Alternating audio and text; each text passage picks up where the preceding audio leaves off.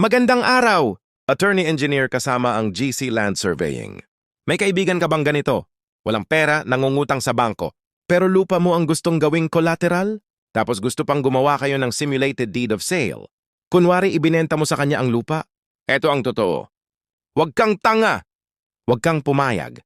Kapag pumirma ka sa simulated deed of sale, kahit usapan yung dalawa na peke lang, sa mata ng bangko at ng batas, totoo na ibinenta mo ang lupa. Hindi na sayo ang lupa sa dokumento. At kung hindi siya makabayad, kakainin ng bangko ang lupa mo. Utang niya pero ikaw ang mawawalan. Pangalawa, itong simulated deed of sale, hindi yan favor. Hindi yan tulong. Krimen yan.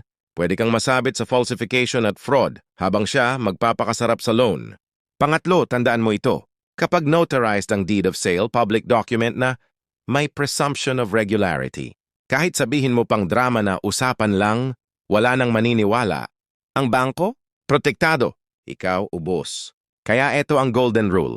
Ang lupa mo, hindi pambayad sa kahinaan ng kaibigan mo.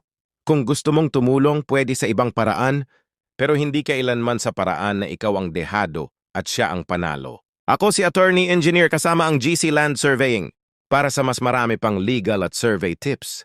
Don't forget to subscribe, like, follow, and share.